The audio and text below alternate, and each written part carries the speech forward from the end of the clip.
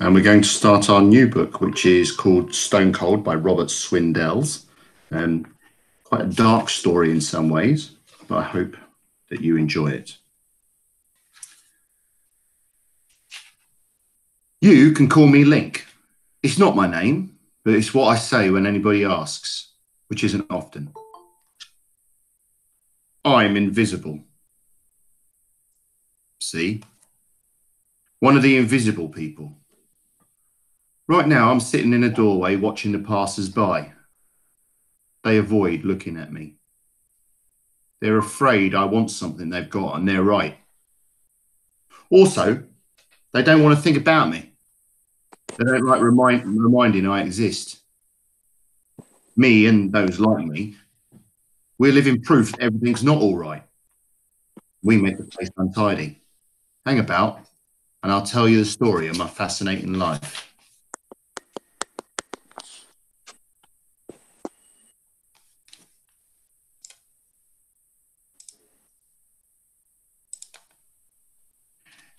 Daily routine orders 1. Shelter. Yes, I like it. It's got a ring to it, as I'm sure you'll agree. Shelter. Shelter, as in shelter from the stormy blast. It's what they're all seeking, the street people. What they crave. If they can only find shelter, everything will be fine. Well, get fell in, my lucky lads. I'm ready for you. My fascinating life. Yes. Born March 20th, 1977 in Bradford, Yorkshire to Mr. and Mrs. X. We were a family, you know, as happy as most till Dad ran off with a receptionist in 1991 when I was 14 at the local comp. And this mucked up my schoolwork for quite a while, but that's not why I ended up like this. No. Vincent's to blame for that. Good old Vince, Mum's boyfriend. You should see him. I mean, Mum's no Kylie Minogue, but Vincent. He's about 50 for a start, and he's one of those old dudes that wear cool gear and try to act young. And it doesn't work because they've got their hair and fat bellies, and they just make themselves pathetic. And as if that's not enough, Vince likes his ale. I suppose Dad must have been a bit of a sod too in his way, but at least he wasn't a boozer. You should see the state of Vince when he and Mum come back from the club. He's got this very loud laugh, laughing at nothing, if you know what I mean. And he stands there with his arm around Mum, slurring his words as he tells me to call him Dad. Dad. I wouldn't call that fat pillock Dad if he was the last guy on earth. The one thing that really bugs me is the way he leers at Mum and comes out with this very suggestive stuff about going to bed and rounding off a decent night. In all the years Dad was with us, I never once knew him to mention sex in my hearing or even hinted it. This slob leers and winks and nudges with one eye on me to see how I'm taking it, and Mum just laughs and shoves him and says, "Ooh, you are one." Makes me puke. He's changed her. That's one of the things I hate him for. She used to be one of those quiet people who was satisfied with the daily routine of their lives. She hardly ever went out at night. She didn't seem to want to. She was wrapped up in her family, I guess. She was always there when you needed her, and I think she loved us. Me and Carol, I mean. Oh, I know how it sounds, me going on like this about Mum, as though she wasn't entitled to a life of her own. Of course she's entitled. But what I'm saying is, why Vince? Carol's my sister, by the way. She's 4 years older than me, and she's always spoiled me. When good old Vince moved in and Mum started changing, it was Carol who made my life bearable. It was bad, but I could stand it with her to support me. And then one night when Mum was working late, something happened between Carol and Vince, and I didn't understand it then, and she never told me anything, but I have a fair idea now that what it must have been. Anyway, she said something to Mum, and they had this flaming row, and it ended with Carol walking out of the house. She moved in with a boyfriend, and I was on my own. I stuck it out till I finished school, but that was it. I got 5 GCSEs, which is a miracle when you remember what was going on at home. But I couldn't get a job, and there's no government money for school leavers. You're supposed to be on a training scheme, but there aren't enough places, and I didn't get one. I'm sure Mum would have supported me till I found something, but it wasn't long before Vince started on about me living on his money. I wasn't living on his money. I'd have topped myself first. It was Mum's money.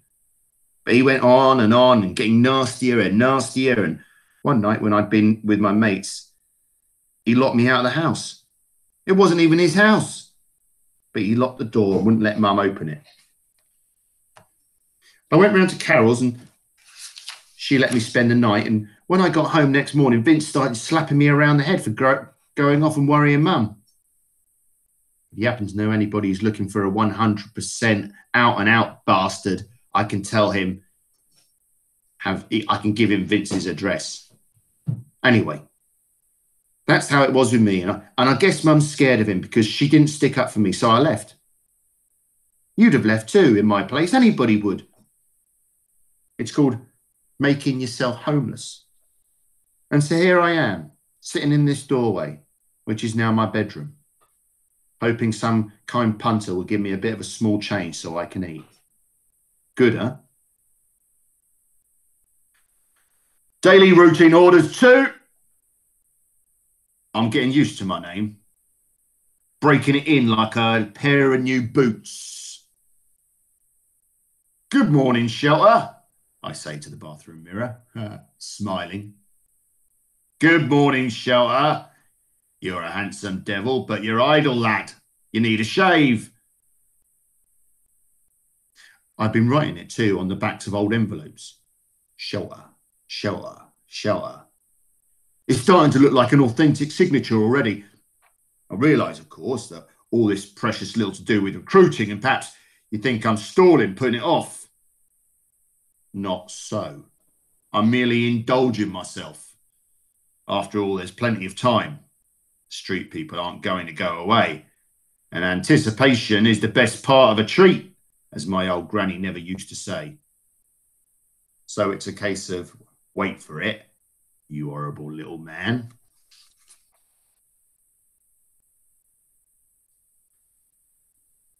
I didn't come to London straight away. I may be homeless and unemployed, but I'm not stupid. I'd read about London and I knew the streets down here weren't paved with gold, and I knew there was hundreds of people, thousands in fact, sleeping rough and begging for coppers. But that's just the point, see? In Bradford, I stuck out like a sore thumb because there weren't many of us. The police down here got used to seeing kids kipping in doorways, and mostly they leave you alone. In Bradford, I was getting moved on every hour or so. I was getting no sleep at all and practically no money. People up there haven't got used to beggars yet. They're embarrassed. They'll make large detours to avoid passing close to you. And if somebody does come within earshot and you ask for change, they look startled and hurry on by. Also, I kept seeing people I knew, neighbours, guys I went to school with. I even saw one of my teachers once. And if you've never been caught begging by someone who knew you before, you can't possibly know how low it makes you feel. I wasn't out every night back then. That was the one good thing about it. Once or twice a week, I'd show up at my sister's for a bath and a meal and a decent night's sleep. Trouble was, I was getting scruffier and scruffier, which happens if you sleep in your clothes. And Chris, Carol's fella, got resentful of my visits. He didn't actually say anything to me, but I could see it in his eyes and hear it in his tone of voice. And I knew Carol must be catching hell from him every time I've been there. So what with one thing and another, I decided it was time to move on. Sounds good, right? Time to move on. Reminds you of all those old songs about the restless character who hates to stay too long in one place. He meets a girl who falls in love with him, but after a while he hears the old highway calling, and so he slings his bedroll over his shoulder and moves on, leaving the girl to grieve. Dead romantic, eh? Forget it. Sad is what it is. Sad and scary. You're leaving a place you know and heading into the unknown with nothing to protect you. No money, no prospect of work, no address where folks will make you welcome. You're going to find yourself living among hard, violent people, some of whom are deranged. You're going to be a risk every minute, day and night, especially night. There are guys so desperate or crazy, they'll knife you or batter your head if you sleep for your sleeping bag and coppers you've got in your pocket. There are some who'll try to get in your sleeping bag with you because you're a nice looking lad with soft skin and no stubble. And there's no way you can run to because nobody cares. Nobody gives a damn. You just want another dosser. And one dosser more or less makes no difference.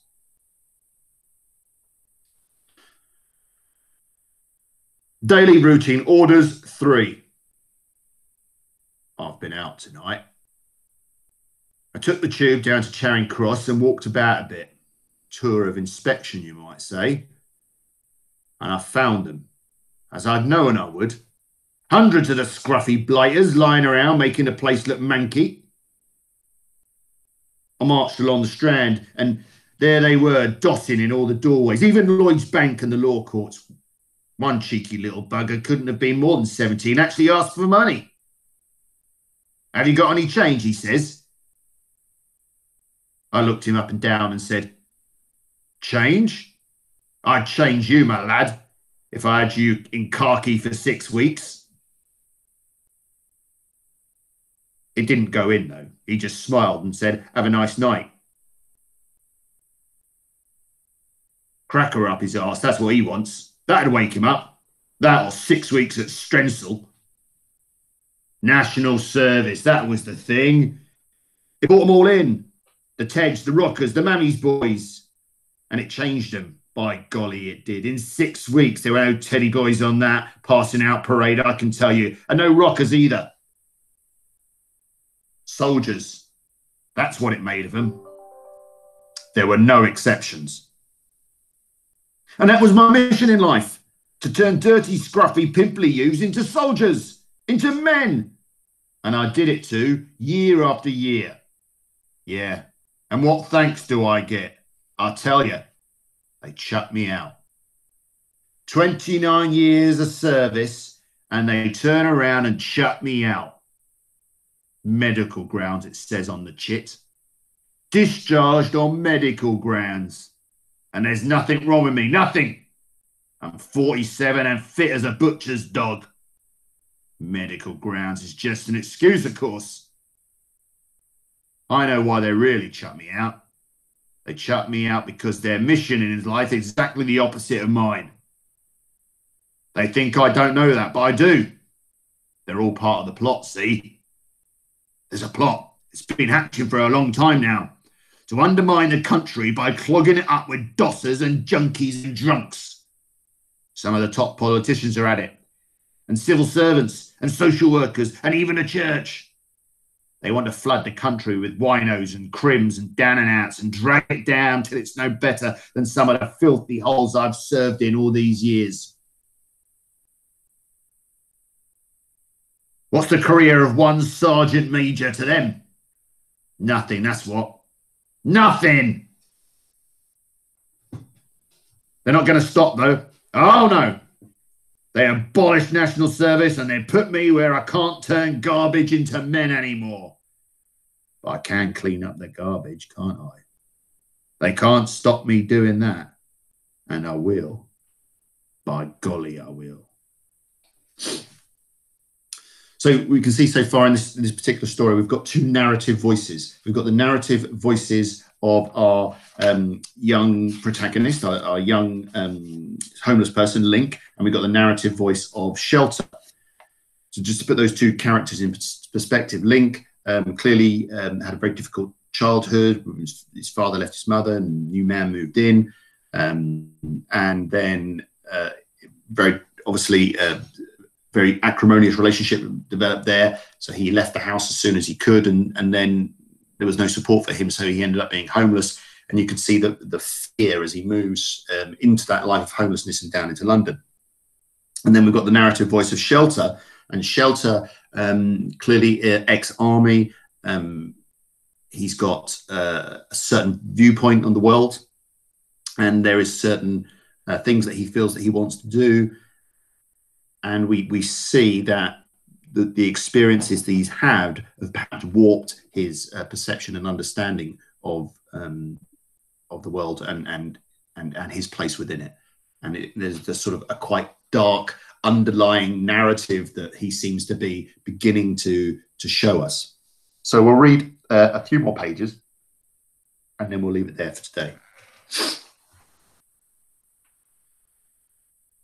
Now, where did we get to? Oh yeah, I remember.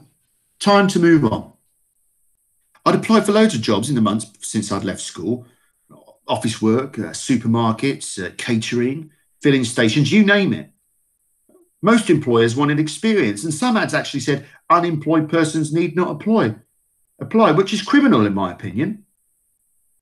I'd started applying in August and I'd had a couple of interviews, but I said before, sleeping in your clothes makes you look scruffy.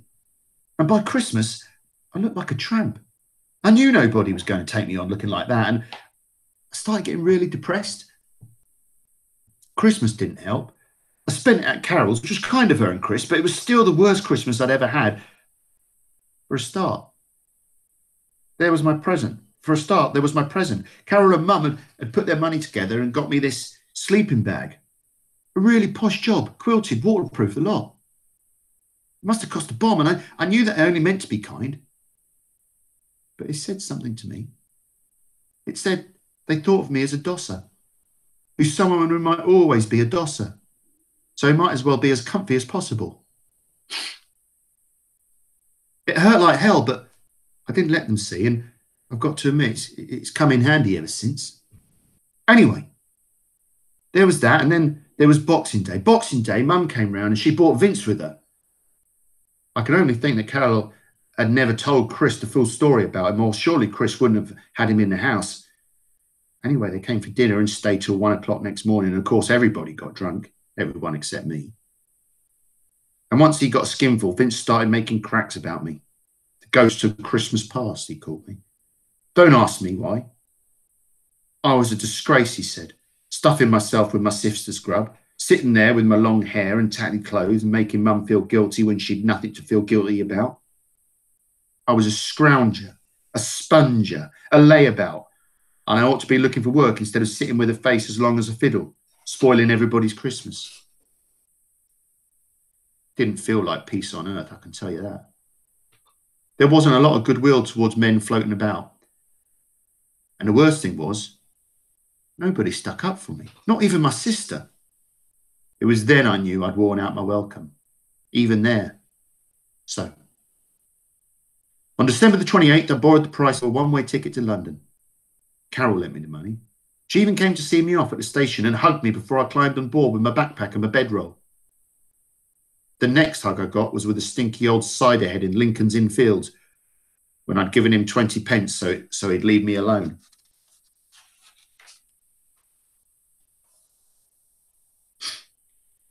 Daily routine orders for... It is 1900 hours, and this has been a most satisfactory day. Most satisfactory. The secret of victory in any campaign is planning and preparation. My planning has been meticulous, and my preparations are now complete. I have acquired a cat. This was my finishing touch. I can't abide the licking, hair scattering beast myself, but you have to admit there's something reassuring about a home with a cat in it. A cat speaks of warmth, comfort, placid domesticity. A man who keeps a cat can't possibly mean anybody harm, can he? I've christened him Sappho. A brilliant touch, this, suggesting as it does a degree of scholarship in the creature's owner. I don't even know whether the bloody thing's a male or a female, but I don't care. The point being is that a fella with a cat called Sappho is going to project a certain sort of image, kindly and a bit academic. He might be expected to have a vague conscience about sleeping snug and warm while others live rough. He'll be a bumbler, but he might be stirred now and then to actually do something about this, to offer grub and a bed for the night to some poor unfortunate soul. No strings attached. So, it's shelter, and Sappho. Could be a series on the telly, couldn't it? Shelter and Sappho, otherwise known as the Invincibles. All is ready. Recruiting can now commence. And with that slightly dark, foreboding line, we will leave it there until Friday. I will post this on YouTube. Thank you very much for listening, and hopefully see you on Friday.